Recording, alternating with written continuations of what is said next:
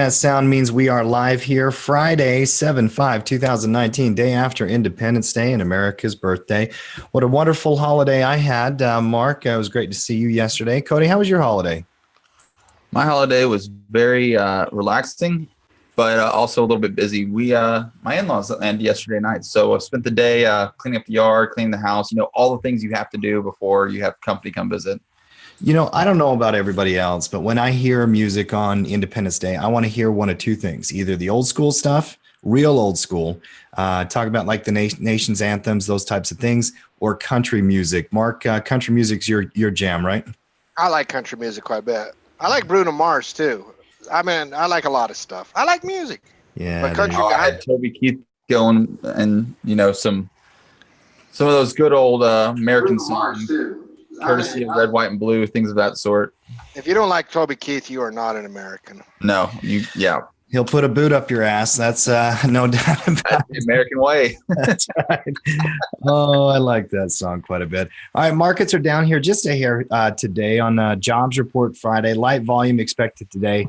The day after a holiday, a lot of traders are going to be camping or out on the lake or whatever it is, wherever they're at. And so markets are always going to have less volatility. But it is an interesting day for, number one, the monthly jobs report came out, and the Fed talk is rampant right now. Mark, what's your read on this overall market? Well, I love when Mark takes a breath. He's suppressing what he wants to say and finding the best words to say what he should say. That's right. That's right. I mean, he wants to go off on it. He wants to go on an angry rant. That's what analysis is. Oh, very articulate. Listen, we're heading into earnings season in a couple weeks. All right. Sometimes we see a lull before earnings season, where you have a little bit of, hey, all right, we've had this major story, whatever bullshit we've been talking about, the Fed, trade wars, whatever it is, and now traders and investors are like, all right, well, what are the actual numbers going to say now? Now that we've debated and hee-hawed for months about nonsense, what are the actual numbers going to say? And so sometimes you see a little lull heading into earnings season, especially coming after all of the storylines that we've had. What are those numbers going to say? And the market will sometimes pause. This market wants to ramp up. This market, listen, this market is totally Fed-driven, 100% Fed-driven right now. And apparently, the Fed is going to be a permadove. You are no longer, by law, allowed to say anything hawkish, or Trump is going to put you in jail.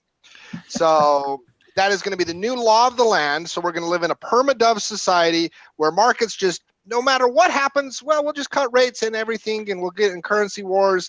And it's all just so freaking ridiculous. Here's one of the major problems with it. And I understand, and I'm with you, and I'm going to let you finish that thought. I'm sorry to cut you off, but here's one of the major problems with that line of thinking.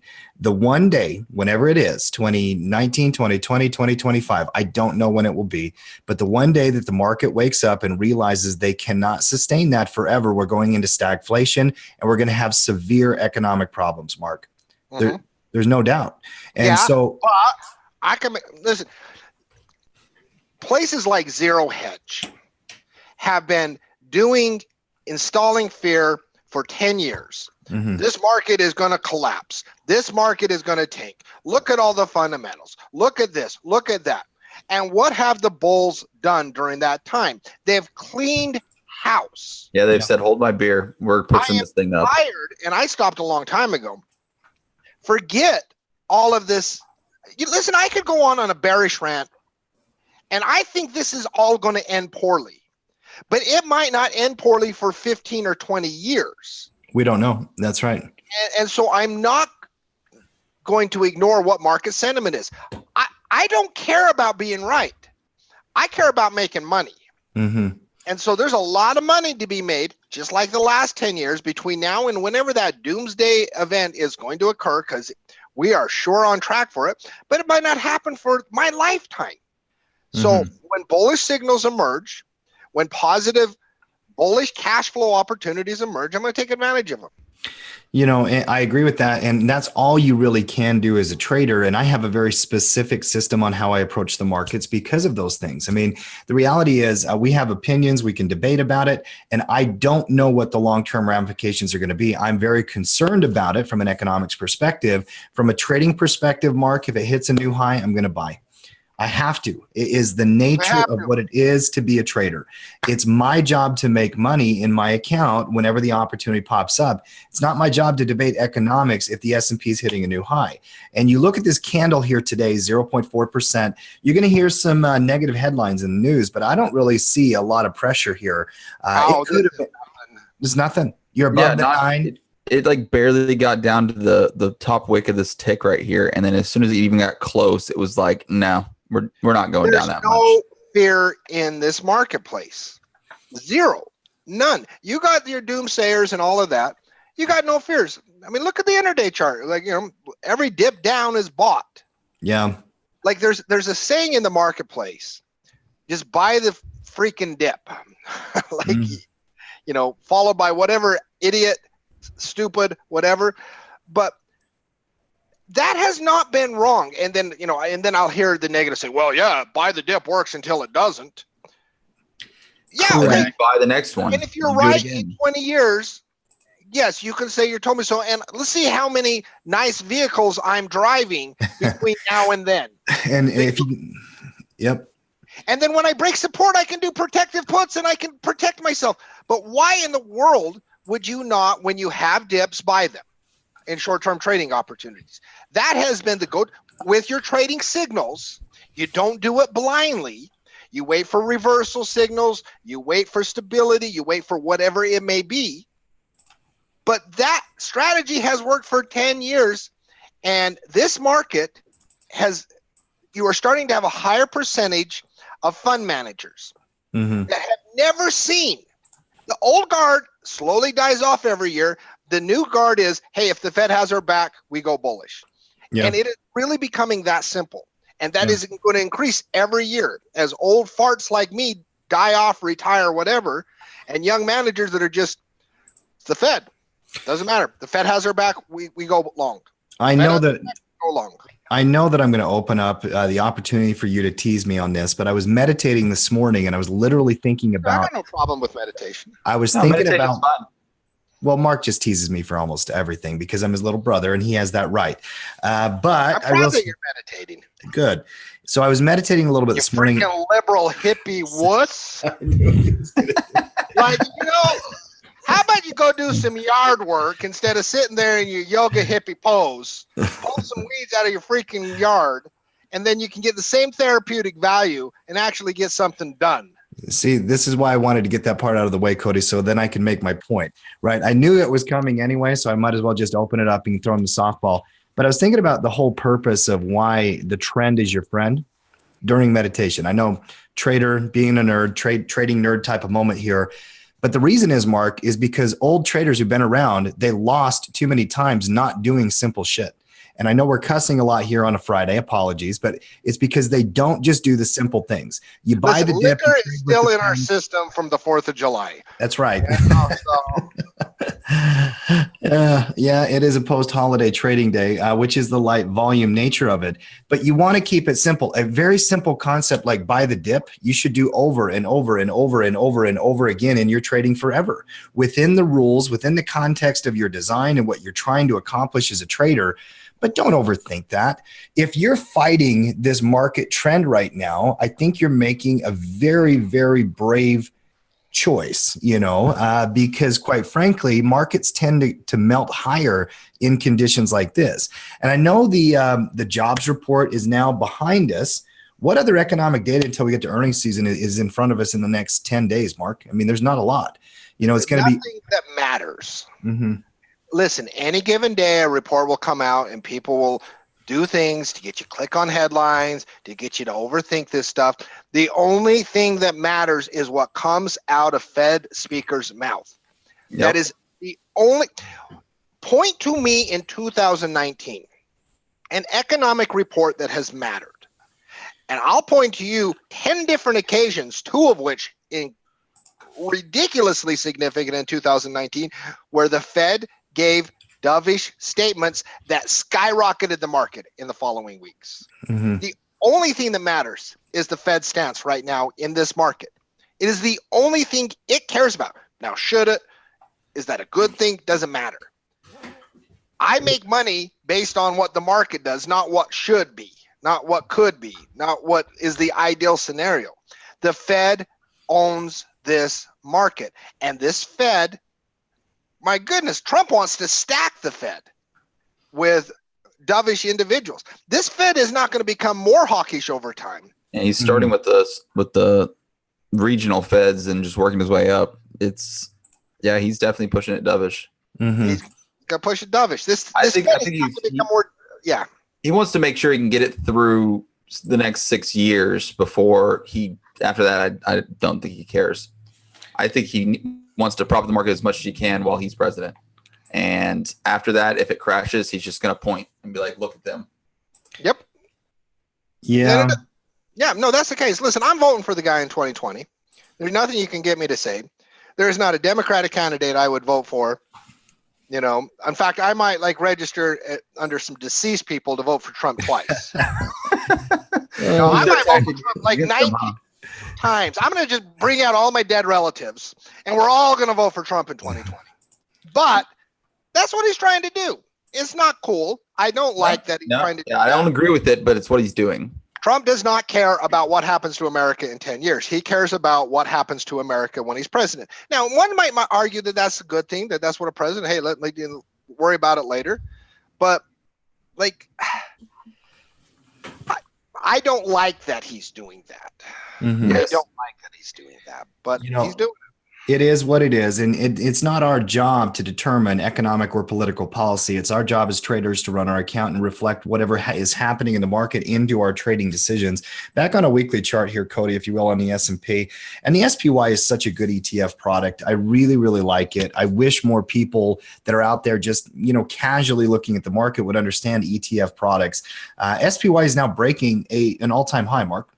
Yeah. I mean, we can get lost in the short-term noise on hourly and daily candlesticks and all that kind of stuff. But the weekly charts, we are above all moving averages with clear air in front of us. And there's nothing to stop this thing if the Fed decides to continue down this path.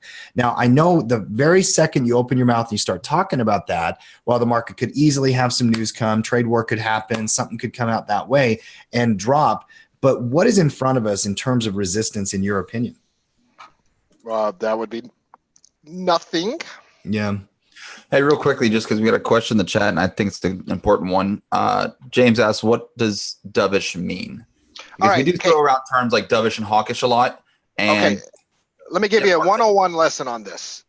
All right. So, and this is critical. I know sometimes new traders hear us talk about the Fed and they tune out because it's a new concept. It's something that they might have peripherally heard in their life, but they haven't, fully digested. All right. So thank you for asking that question. It is a perfect spot on question because it's really critical. Trading has been easy in 2019 if you have bought the dovish pivots of the Fed. All right. So let's talk about what this means. All right. So we have this broad thing called monetary policy. Now, monetary policy, this big academic term, simply means and reflects what is the Federal Reserve, the institution in charge of monetary policy, doing with interest rates, doing with different aspects of policy that could devalue or increase the value of the dollar. What are they doing with the money supply? A fancy way of saying how much money are they printing? How much money are they printing? So the amount of money they print, which we call the money supply, interest rates, that interest rate you pay on your credit card, that you pay on your car, that you pay on your home, it's all derived from some base simple interest rates that the Fed controls. All right. So we have this broad concept of money supply, of interest rates that the Federal Reserve makes decisions on. Now, when somebody is called dovish, or when somebody says that is dovish language, what that refers to can refer to one of two broad things. One, it could refer to language or a stance that is in favor of lowering interest rates and printing more money. So putting more money into the system, which we saw in the last decade after the Great Recession, where the government was trying to stimulate the economy, or the lowering of interest rates. So when somebody says they're being dovish, what they're saying in trading language, in investing language, is they're saying things that imply that they want to lower interest rates and or put more money into the system. They want to stimulate the economy and means of artificial production. You'll also hear accommodative is a big accommodative. Yes, that's another one. And the opposite term, hawkish, refers to someone who wants to do the opposite, that they want to raise interest rates, or at least language pointing more in that direction, or they want to pull back the amount of money in circulation. They want to do less stimulus. And so these two terms, dovish and hawkish, as a general rule, and when I say general rule, I mean always in the last 10 years, without exception, it is, okay, it's not a general rule. It's a freaking universal truth. Market participants love dovish rhetoric. Yes. They absolutely, the market, when you saw looking at this stock chart, market participants. Yeah, the stock market. Okay. Equity market participants. Because when you inflate the markets, prices go up. People see the dollar amounts going up on paper, and they love it. So, like when on this chart that we're looking at, that big, huge rally that started at the bottom of the candle, that the sole driver, there might have been a few other minor BS things in between.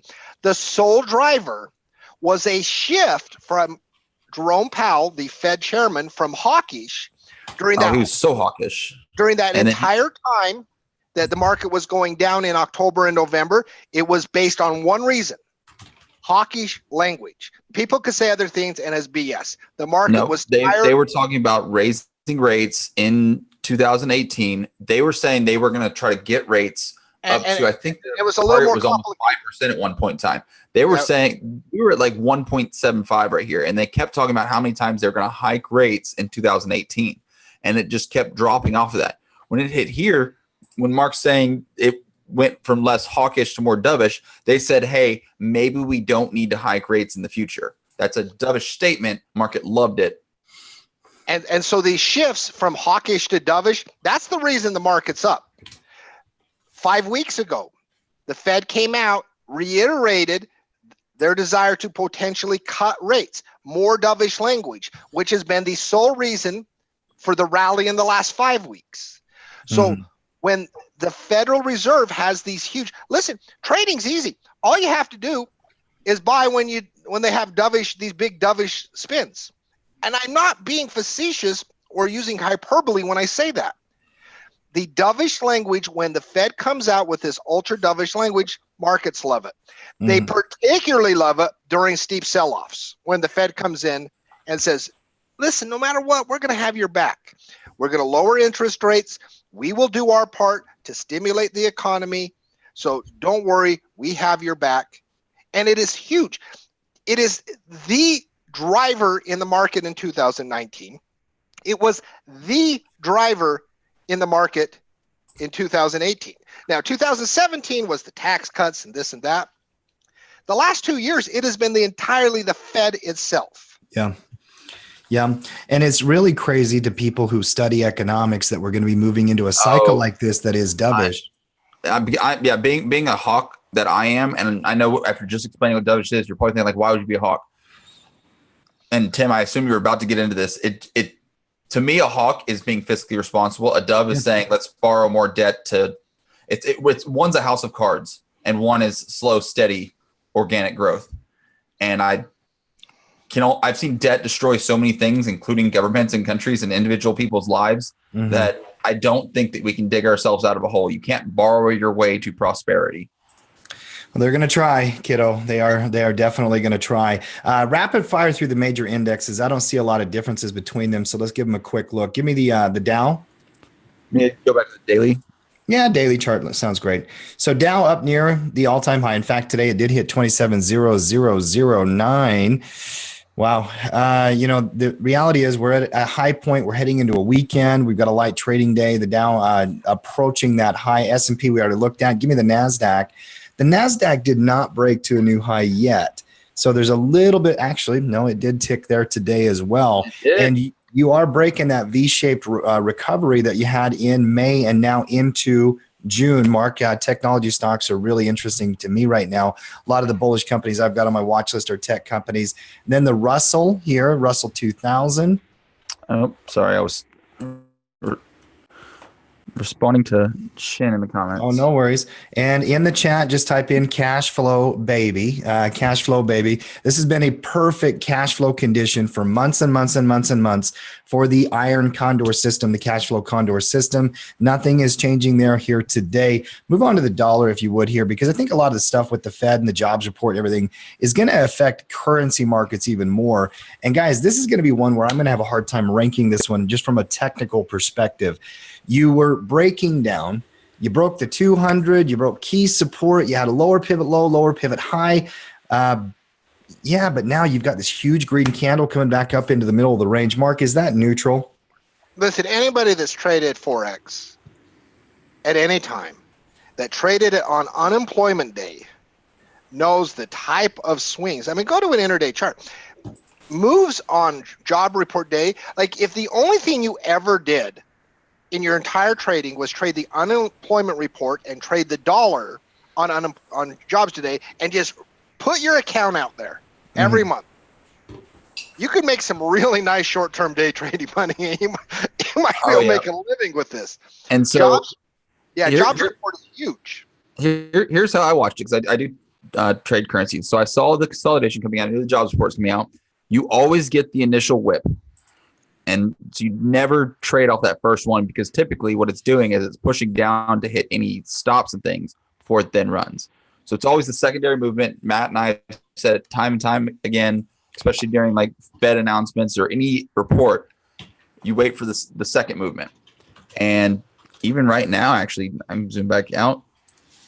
We're kind of fading up on the top. This is probably just going to peter out. Day's done. Yeah.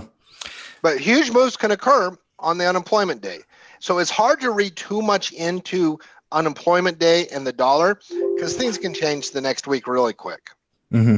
Yeah, there's no doubt about it. I mean, you had a jobs number actually that came out and it was still very, very strong, missed it by 0.1%, but jobs, we're at the 45-year low, I believe, for the unemployment rate mark in the economy. I am concerned. So let's cut rates. Yeah, I know.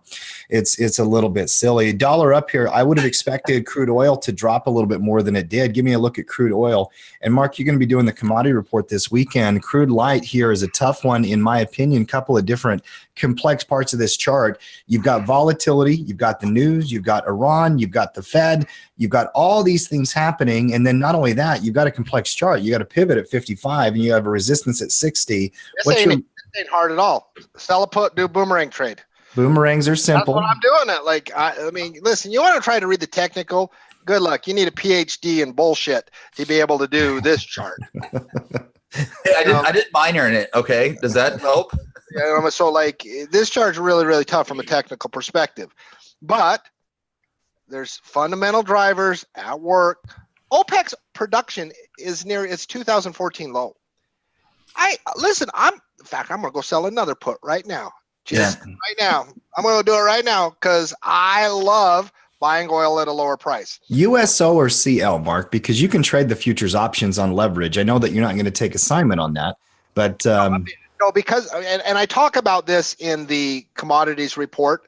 I'm not willing to take 20 futures contracts on oil because I don't get in for the initial amount of what I want to get in for. I want to deliver the barrels to my house. Build up. So, plus I like teaching off USO because it's a cheaper instrument that's accessible to everyone. Mm-hmm. Give me a look at the trade tab here quick, Cody. Trade tab, 30-day. Give me a standard 30-day option, 25 delta. Let me take a peek here. Actually, go to the 45-day.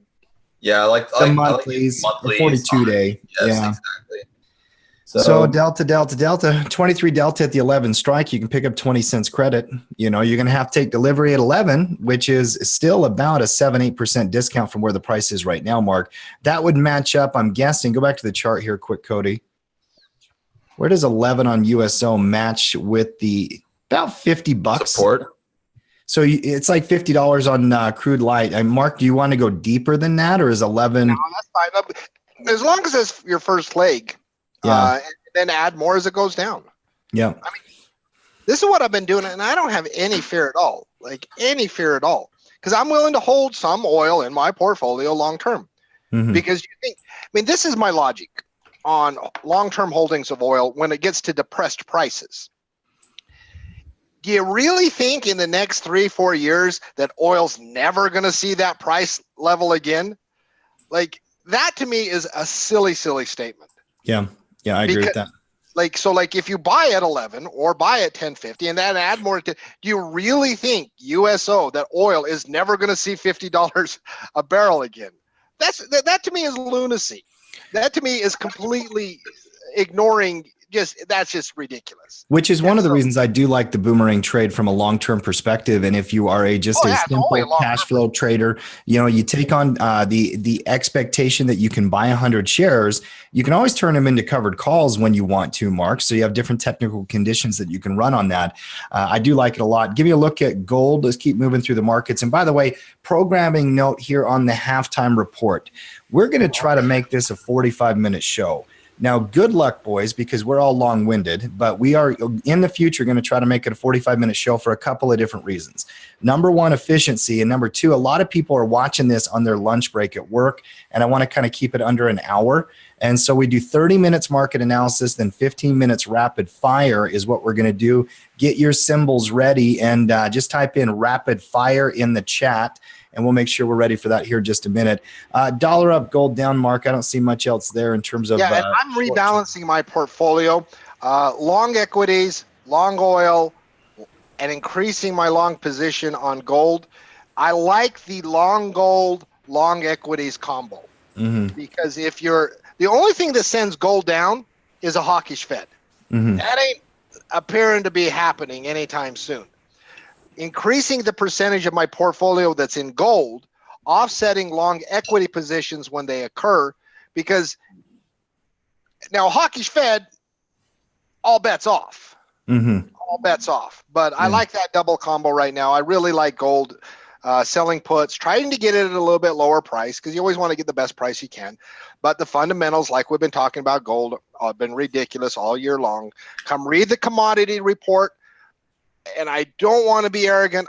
But we have been spot on analysis of gold and commodities from a longer term perspective all year long. It's not arrogance.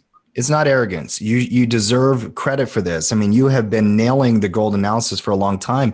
And you know what's a tragedy about that a little bit, Mark, is our commodity report is one of the lower viewed reports we have because so many people just want to go to options. I get it. I mean, listen, trading gold and oil is boring for most people compared to trading Apple, trading Facebook, or trading an option.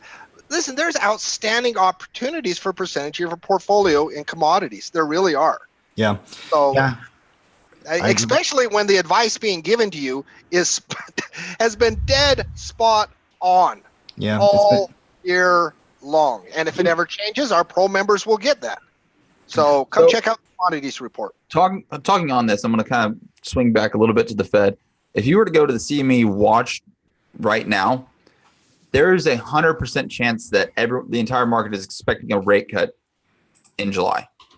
At the end of this month, they're expecting a rate cut. Mm-hmm. It shifted after the jobs report from being 25% thinking that it was going to be a half a point cut to now everyone's thinking just a quarter point cut. Mm-hmm. I would actually speculate there's going to be no cut, period. Mm-hmm. Would that be considered a hawkish statement? Yes. Well, it would be considered a hawkish action unless the corresponding language is like, hey, no, listen, we just want to wait another month. Unless they're trying to manipulate the market to achieve their policy, their hawkish policy, while understanding that the market's full of a bunch of nitwit stock managers that need to hear reassurance. Because most portfolio managers, Most portfolio managers have no idea what they're doing. It's true. To these portfolio managers, they don't know what they're doing. They're going by program things that they've been told. They don't know if they're picking good stocks. Mm-hmm. But they're given great reassurance that the Fed has their back, that they'll go up no matter what happens. Correct. So, You know, I will say this, Keith King, who worked so long with institutional traders, he always says this in his thick Boston accent, and I'm going to be up in Boston next week. I'm going to see Keith, is that the institutional traders are all morons. I mean, he does say that over and over and over and over again, because they're just going by the same playbook they all have, Mark, many, many times. yeah, no, and seriously, and the Fed having their back by being dovish gives them confidence. It's like, well, no matter what I do, stocks are going to go up because the Fed's going to make sure they do. Yeah, That's I agree. why you see the rallies this year. Yep, I'm with you. And, you know, gold here has a little bit of noise on the daily candlesticks. I'll tell you where it does not have noise, on the monthly candlesticks. Click on time frame right there, Cody, and just give me like a 20-year monthly chart. Guys, that is breaking into a new high in an uptrend, and it just broke out of different pivot points at resistance. We're at $1,400 an ounce on gold with accommodative monetary policy, and they are going to cut rates at the end of this month. I cannot imagine that they will not. But that's already baked in. And one thing you need to learn about commodity trading is that technicals do not work as well on commodities as they do your Apple or your SPY or your equities.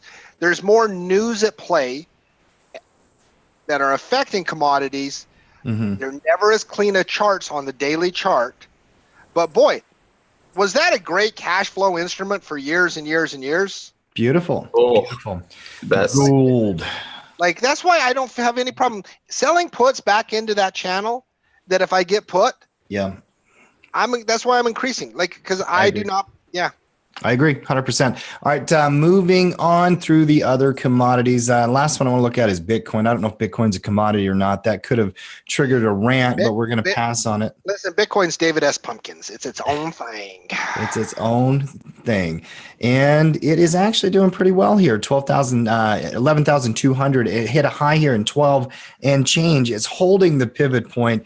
Other than that, I know that people who trade Bitcoin are very, very aggressive short-term thinkers. People who own Bitcoin believe in the future of it. Mark, you are neither of those things. But what do you see in the chart? I mean, it's a bullish chart. I mean, they're not as clean, because once you get into this, like, high range candlestick formations, it's not as clean as it was. Like when you entered your trade on the breakout, you know, you had much more subdued action. I mean, the candle ranges make for very difficult classic swing trading, can make some great day trading setups. In fact, day traders love big candles like these. They love them. But you need to have it get a little bit more subdued before you get a good technical read on the chart. And outside of that, just kind of looking at the calendar, we will have some more economic data next week, but really the focus here was the unemployment rate today came in at 3.7%. Earnings calendar, there's a couple of companies next week. PepsiCo. It's about 2 weeks out. So the main week is the week of the 15th through the 19th. That's when banks start their earnings, and that's really the main start of earnings season. Now, that is going to make this afternoon's reports a little bit more difficult, because if earnings are 2 weeks out, we might lose a couple of these banks that are setting up. Netflix is going to get lost. American Express, which has been doing fantastically, is going to get lost. Yep. I do like a couple of picks from last week's option report. Altria, MO, give me a quick look at this one. MO. Oh, look at that. Cigarettes, we're in the downtrend here, kind of a pivot confirmation. As always, 1 week's reports don't die just because new ones are coming out tomorrow. A lot of those candidates are still good watch list candidates. And then Boston Science, BSX. Oh, BSX. This one is broke out and it's retracing. This is my favorite pattern.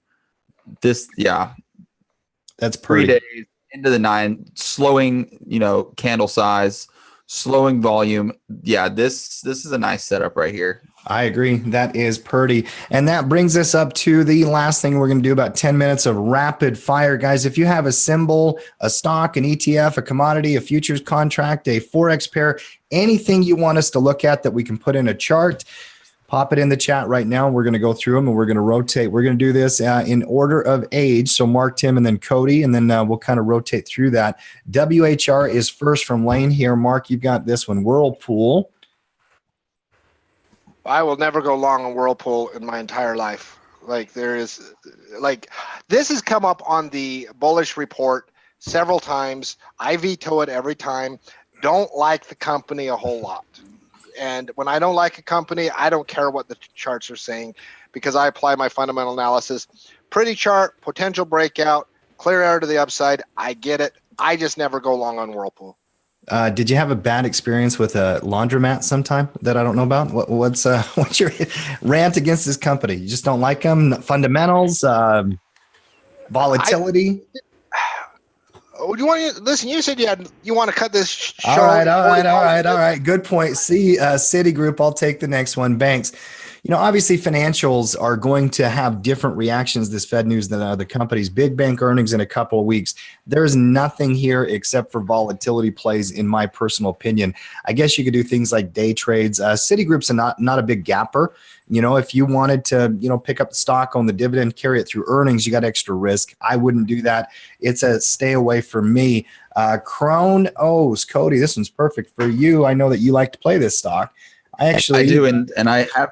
Yeah, I have a bias on this. We want to pass it, but I can give you my take. My take. I continue to roll up as it did this out to the top. I bought some puts, held them as it came down, so I'm up overall in my position. But it's been a very nice covered call stock lately, and the reason why is because right around here it just started doing this petering sideways. So I'm not expecting any move, nor do I want one. I would love it to continue just to bounce between 18 and 14. If it does that and I just continue selling calls up at 19, I'm happy. And at 19, you can get good premium on Cron. Correct. And Dirty Sexy Money candidate, full disclosure, I actually have naked puts on this one as well because, I kind of like the reversal, the 200 MA, and then it's got a little bottoming formation. So I'm down well below support. What are you guys, what are your naked puts at? I refuse to let you make money and me not make money on I sold them about. I would rather lose money than have you make money when I didn't. I sold the 14 strikes, Mark. 14. I have a couple on 14. Yeah. Right. So I have naked puts and calls on this at the same time. So I'm double boomerang. I just sold a put on Cron, and I have no idea if that is a good. That's probably the worst trade I've made. I do not advocate that trade for anyone else. I think it's a terrible idea. I just refuse to let my little shit brother make money and I not. It is Profanity Friday. There's no doubt about it here today. Welcome to the jungle. It is what let's go, baby. Honeywell with that support level. So, there is some. I'm going to go ahead and say Honeywell's got earnings 2 weeks out, so you got to keep your eye on that no matter what you're doing. Yeah, I still like that. Start there. Industrial sector, though. PayPal, Mark, you're next on this one. Well, one of the stronger position stocks that there's been in the market. I mean, go to a weekly. I hate the daily chart on PayPal. Always do. I go to weekly charts. Corresponds nicely with that 9 EMA. As long as it's corresponding with that 9 EMA, trend's intact for me no matter what the day chart says. Mm-hmm. Pretty weekly chart. PayPal can get choppy on the daily chart. Yeah, McDonald's, one of the strongest sectors. We've had consumer staples. I'm going to take this one. Goes back to Monday when we were talking about sector, market sector stock. I mean, McDonald's has been a juggernaut. There's no question about it. That long-term chart is beautiful. It broke out. It's been running. You got a hesitation candlestick up here at the high, but that doesn't really affect your trading plan. That's par for the course in the last few months on that stock. Looks kind of steady Eddie as we go here on McDonald's. Match.com. Real quick on McDonald's, one of the reasons I absolutely love it is you look at how this thing responded with all the market stuff going on. McDonald's is not going to lose in a down economy. People are still going to buy McDonald's. McDonald's is a good company in conditions good and bad. And that's why last $7 on a Big Mac extra value meal. I'm telling you, you go there, dollar menu, you're eat lunch, you're good. Down markets, you buy McDonald's. Up markets, you buy McDonald's. McDonald's is a great company to own. Screw that. Unless they bring back the McRib, I'm shorting this at some point. All right, now I'm moving on. Match. Match.com. I still think, and I'm going to continue to put this idea out there in the universe until McDonald's adopts it. They should absolutely just do something with those Beyond Meat burgers. I think a Beyond Meat McRib would be incredible, and people would eat them like crazy. Match.com, triple top here, W pattern, a breakout at 75 looks great to me. You've got earnings up here in August, which for me, and based on the step system, and in the chat here, you guys know how I teach. I like to reinforce concepts. Just put in the word step system. Very, very important here. If you are a pro member at Tackle Trading, you should be going through all of those videos and all of that content. And if you're not a pro member at Tackle Trading, go and sign up. There's an incredible course that we've been releasing week over week over week called the Step System. Step System rules say you got to be 14 days or beyond to be able to put a trade on before earnings. That earnings is out in the first week of August, Cody. So we do, by definition, still have time to swing trade it if it breaks out. I like a break at 75. Mark, this is one of your favorite companies. I know we're rapid fire. No, it's one of my listen, I'm shifting more and more. I'm becoming less of a trader. Listen, I've looked at more charts than probably most people on this planet. So I love technical analysis. I'm becoming more old and stodgy. I like Match from a long-term perspective. I like Match acquiring it even at lower levels. I love this company long-term. Yep. I think it is a rock star long term. Now, what happened? From someone who tried to advocate it as a commodity. It is a commodity. Love and sex are commodities, and I will put them on the commodity report at Tackle Trading at some point. All right. Lockheed Martin. Well, then defense materials are also a commodity as well, I guess. Let's see here. Earnings, Cody, 720. This one's going to be tight. Give me the exact date on that red telephone there, Cody. Let me see here. We got 23rd. This is 10 days out. Yeah. God bless companies like this, by the way, that make incredible military equipment to keep our troops and our armies and our country safe. And I absolutely applaud Lockheed Martin for what they do in business. And I love the uptrend. Defense has been hot. Defense has been strong. War is bullish. And we've got the anticipation of not only that, but we also have a pretty strong economy here, Mark. That's a steady chart, isn't it? It's been one of the steadier short-term technical charts in the entire market. When you've had sell-offs on the trade war, the sell-offs have been muted. Like sell-offs in Lockheed Martin when the markets went down this is one of the prettier short-term trends in the entire market. There are very few charts as stable and as pretty as Lockheed Martin has been. It is just a beautiful short-term trend. ASN, Cody, you got this one.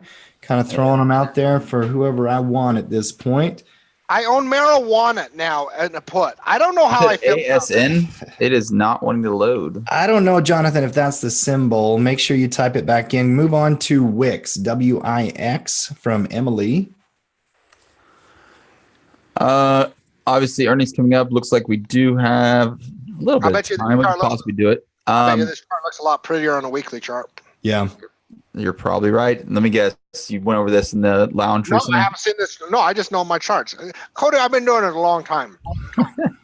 That thing is beautiful on a weekly chart. It's choppy on the day. I really do like this chart.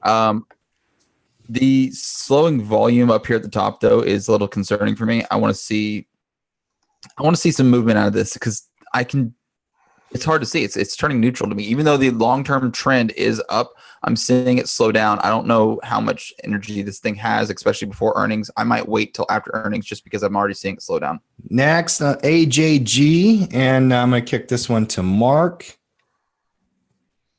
Dude, if I could put these marijuana shares as part of my gold and oil and utility and real estate, my portfolio is the most boring portfolio on the planet Earth. And then you're going to throw some marijuana shares in it?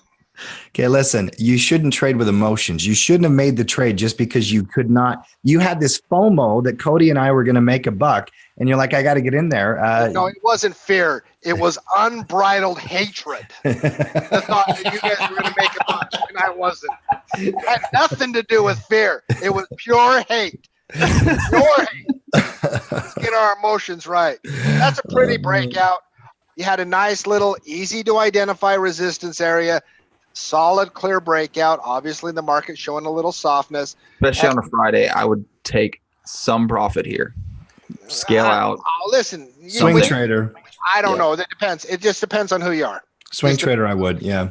Or I would scale out maybe, but I wouldn't take the whole thing off. I don't like taking the whole trade off on the first target.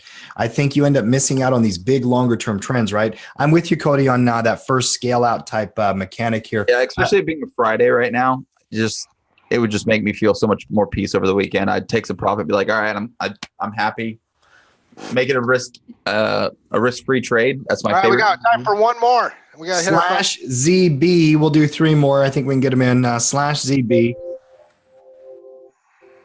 Because I think 30-year treasury down because the dollar's up and they had all that rotation on the Fed. The trend is still up here, guys. Interest rates are dropping over time. Palo Alto Networks, Mark, a cybersecurity company that I love long-term, has not exactly performed great in the shorter term, had a bunch of volatility. PANW, Cody. PANW.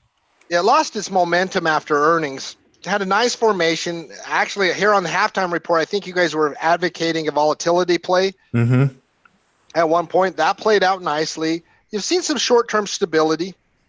Yeah, recently. I like Vega here, by the way. I still think there is a volatility play. You could easily build a debit condor bi-directional trade right there because I don't think it's going to stay stuck in the mud there forever. A company that's got too much interest in it. And last one. If you were looking to acquire Palo Alto, boomerang style or whatever, it showed a lot of stability immediately after earnings. That looked a lot like a bottom to me. Gentex, Frank, that was breakout, Frank, pulling up a pullback with earnings coming up. But actually, ACN correction from Jonathan. Cody, we'll finish on this one. I'll get GNTX is a textbook. Breakout pullback. Oh, yeah. That thing is textbook. Mm-hmm. It really was my favorite chart. This one's similar to the one that we had, 3 ago. If you caught the momentum already, I would look to possibly scale out right now on a Friday. Maybe wait for a pullback if you're looking to get into it, or play it as a momentum play. There are multiple ways to look at this. It's definitely a bullish chart after earnings where it gapped down and immediately people started buying. So I would look for a better opportunity to either get in, such as a pullback, or a momentum play if you know how to do a momentum play. Other than that, I'd take some profit off the table. Yeah, I like it. Awesome job today, guys. I had a lot of fun here. A lot of stuff going on out there. It was Profanity Friday, so we did lace it with a couple of them there, but c'est la vie. That is life, Mark, day after holiday. And we're having fun in the markets, making some money, and also talking about all these things the Fed's going to do. Fed going dovish is going to make me swear more. I'm going to tell you that right now. Hey, Kron is going to make me swear more. It's up not 4 if you buy their product. Hey, if you're out there, you're watching our show right now, I'll tell you, number one, thank you very much. I always love coming in here and talking in the halftime report. It's one of the favorite things I get to do each and every day. Tackle Trading's Pro membership, always a 15-day trial. If you're a member, great. We love you. Let us know how we can help you at all times. I mean, just buzz us an email, get a hold of us. There's no doubt about that. If you're not a member yet, go ahead and join up. Cody always puts the link in the description. And if you're watching this later, comment on the post, like it, share it. And if you're watching it right now, have a wonderful weekend, guys. And there's one last thought. I mean, I just want to send a shout out to all the troops out there, both that are actively serving and have served in the past, as we celebrate our independence, as we celebrate our freedoms that we have. I love this country and so thankful to each and every one of you that serve. I mean, your daughter serves, Tim. Mm-hmm. And, love her. And I love our troops. And, whatever our political differences are, whether it be the flag or politics or interest rates or whatever it is, the troops is something that we should all get behind, because they lay their life on the line against people that oftentimes would like to see really bad things happen to us. Yeah, I appreciate all of those words. Yeah, that was very well said, Mark. I can't, can't add to that, quite frankly. I thought that's beautiful. All right, guys, thanks for being here. We will be back on Monday at Tackle Trading. Come and join us.